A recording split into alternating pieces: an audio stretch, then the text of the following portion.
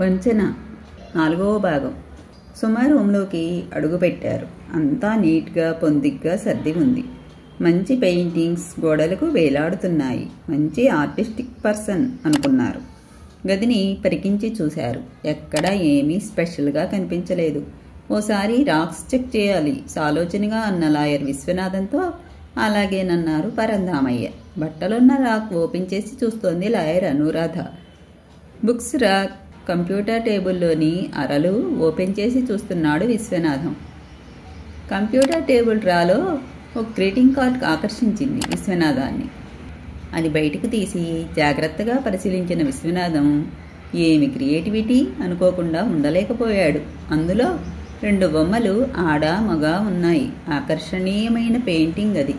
అందులో మగ వ్యక్తి చేతిలో ఒక లవ్ సింబల్, ఆ మధ్యలో స్కెచ్ పెన్తో I love you honey, waiting for you అని ఉంది. కింద సంతకం SHతో మొదలుపెట్టి ఉంది. ఇది ఎక్కడి నుంచి వచ్చింది, మీకేమైనా తెలుసా అని అడిగాడు విశ్వనాథం.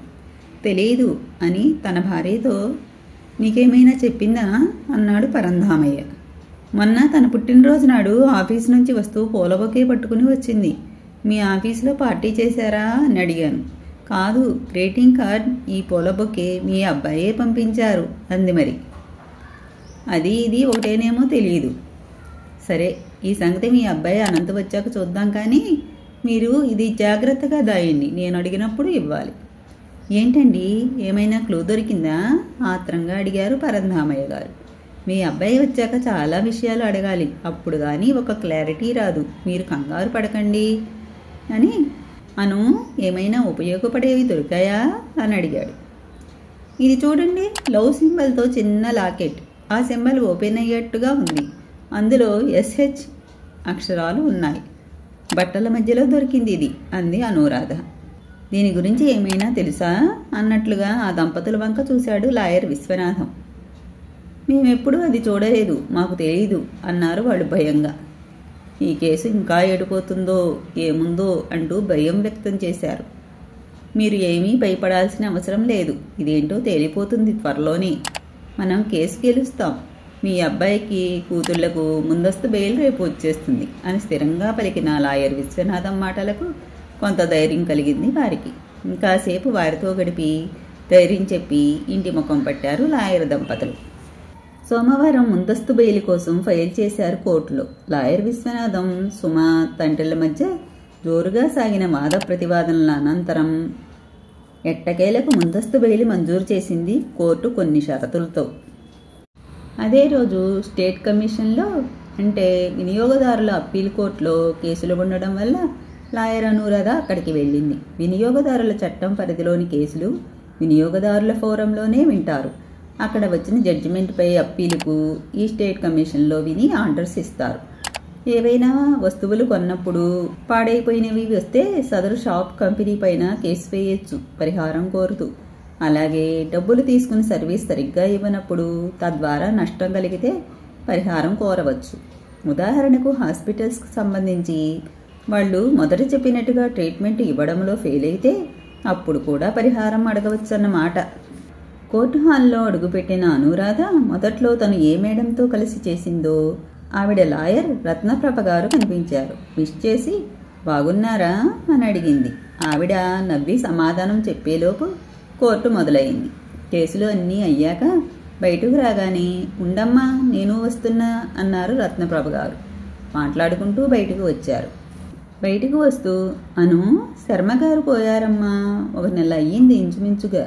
పాపం, చనిపోయే ముందు కూడా వాళ్ళ ఆవిడ గురించే బాధపడేవారు. నేను పోతే ఎలా బతుకుతుందో అని నాతో వాపోయారు చాలాసార్లు. ఆస్తి అంతా సగం కూతురుకు ఇచ్చారు, మిగతా సగం కొంత నా పేర రాశారు, మిగతాది వాళ్ళ ఆవిడ పేరుపై రాసి నన్ను చూసుకోమని రాశారు అంటూ వివరించింది ఆవిడ. విషయం విన్న అనురాధకు ఒళ్ళు మండింది. అయినా సర్దుకుని ఆవిడతో అవునా అంది. నేను ఇంటికే వెళ్తున్నాను, డ్రాప్ చేస్తానురా అందావిడ. కానీ వేరే కోర్టుకు వెళ్ళాలి అని చెప్పి తప్పించుకుని అక్కడి నుంచి బయలుదేరింది. పూర్వం జరిగిన సంఘటనలు గుర్తుకు రాసాగింది అనురాధకు. అనురాధ లా అవ్వగానే మొదట ఈ రత్నప్రభ గారి వద్దనే చేరింది. చేరిన కొన్ని రోజుల అనంతరం ఒకరోజు శుక్రవారం నాడు కోర్టులో 2:00కల్లా పని అయిపోయింది. దాంతో నేను ఇంటికి వెళ్తాను మేడం, రేపు ఉదయం వస్తాను ఆఫీస్కి. రేపు ఎల్లుండి కోర్టు సెలవేగా అంది అనురాధ. రంగారెడ్డి కోర్టు నుంచి బయలుదేరుతున్నారు.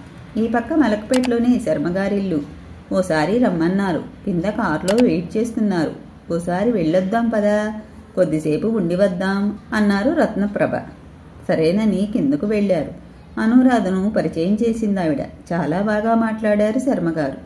తర్వాత వాళ్ళింటికి ఆయన కారులో బయలుదేరారు. అనురాధ, రత్నప్రభ, ఆవిడ స్నేహితురాలు ఒక ఆవిడ, అందరూ కలిసి వెళ్లారు.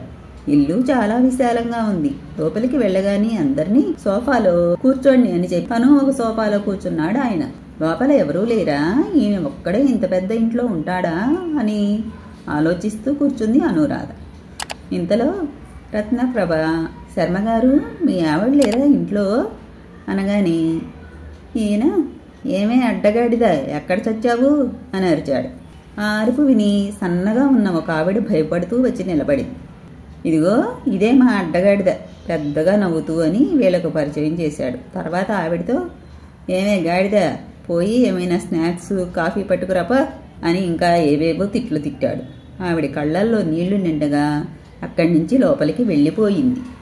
ఆ అరుపుకి, మాట తీరుకు అనురాధ ఆశ్చర్యపోయింది. ఇంతవరకు తమతో ఎంతో సౌమ్యంగా మాట్లాడిన మనిషైనా ఈయన అనుకుంది. రత్నప్రభ, ఏంటిది శర్మగారు, ఎందుకు అలా ఆవిడని తిడతారు అస్తమానం? ఆవిడ బాధపడతారు కదా అంది మామూలుగా. దాన్ని అలానే తిట్టాలి, అయితేనే కంట్రోల్లో ఉంటుంది. మా అమ్మాయి చేత కూడా తిట్లు తింటుంది. యుఎస్కి వెళ్ళింది కదా అమ్మాయి చదువుకోవడానికి, అక్కడి నుంచి కాల్ చేసినప్పుడల్లా తిడుతుంది. ఏమీ తెలియదు దానికి, దిక్కుమాలిన మొహం అదీను అంటూ వాక్ప్రవాహం సాగిపోతూ ఉంది. రత్నప్రభ, ఆవిడ ఫ్రెండ్ చిన్నగా నవ్వుకుంటూ వింటున్నారు. అనురాధ వెంటనే లేచి వాష్రూమ్కి వెళ్ళాలి అని అక్కడి నుంచి లోపలికి వెళ్ళింది.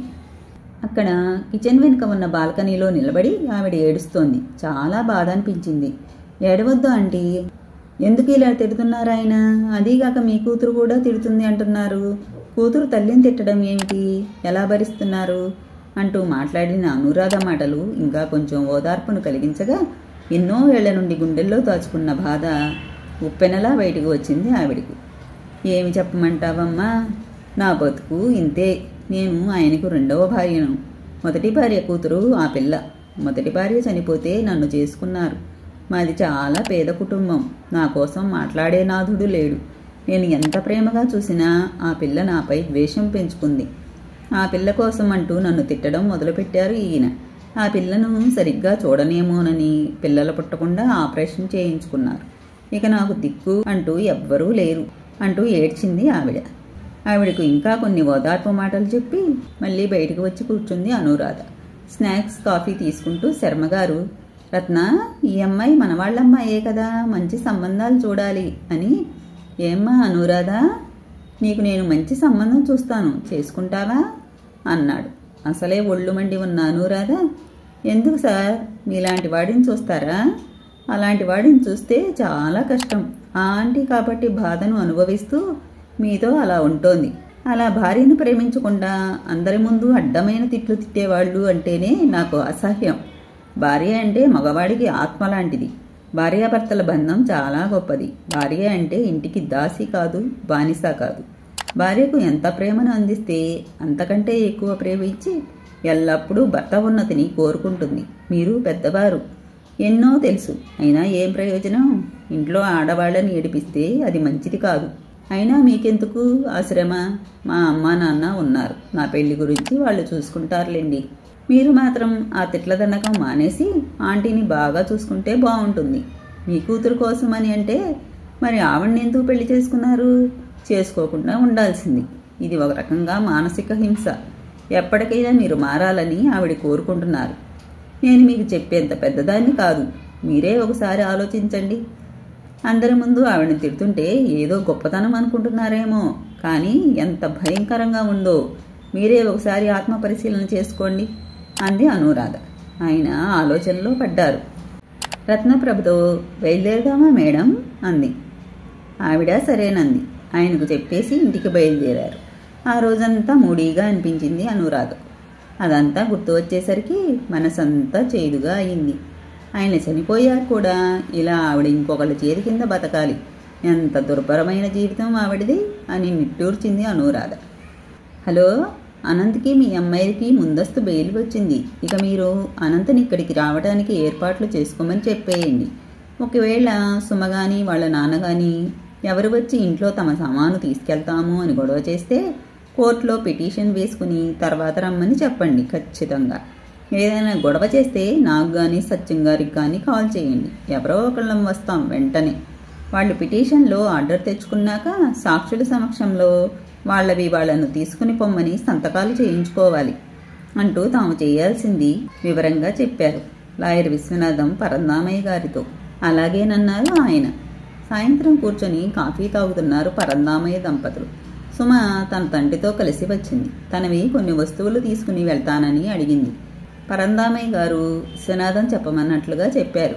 కానీ సుమ తండ్రి గొడవకు దిగబోయాడు. మీరు ఇలా అరిస్తే నేను పోలీసులను మా లాయర్ గారిని పిలుస్తాను అంటూ ఫోన్ చేయబోగానే వెనక్కి తగ్గి, సరే కోర్టు ద్వారానే వస్తా, మీ సంగతి తేలుస్తా అంటూ వెళ్ళిపోయాడు సుమతో కలిసి. ఆ రాత్రి కొడుకు అనంత్కి విషయం చెప్పి త్వరగా రావడానికి ఏర్పాటు చేసుకోమన్నారు. సరేనన్నాడు అనంత్. ఆ తర్వాత ఏమైంది? వంచన 4వ భాగం సమాప్తం. నా కథలు కానీ మీకు నచ్చినట్లయితే నా ఛానల్ను తప్పకుండా సబ్స్క్రైబ్ చేసుకోండి.